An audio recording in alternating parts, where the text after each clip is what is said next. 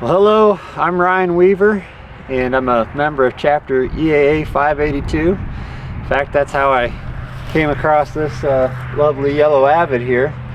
One of our members took a lot of time and a lot of precision to make this, and it's been modified a couple of times, and we're doing some flying to make sure that it's the airplane that we want to have, and that it's a safe airplane, reliable airplane, and performing as good as we can get it to perform. As you can see, it's kind of got a stole set up with the long wings and the big gear and all that.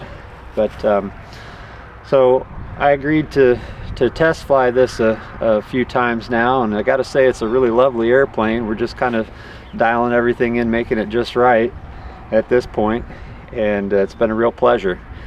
I think that it's important that we continue to do our aviation duties out there and do them as safely as possible.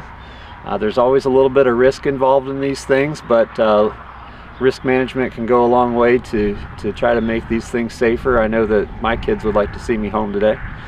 So we take it one little step at a time. We do it by the book, and hopefully this will be another successful flight, getting us closer to our goal of as good a set of compromises and perfections as we can get on this Avid.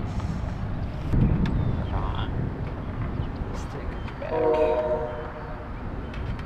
Make sure it's rich. Carb heat is cold. Primer, probably gonna need, we'll go with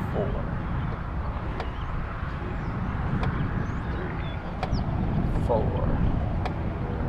Throttle cracked. Master on. Clear prop.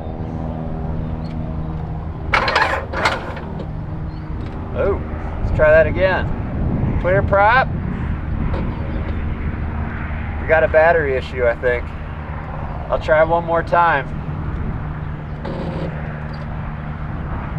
Dead battery. All right, master off. Make sure out. Throttle out. That was a very short test.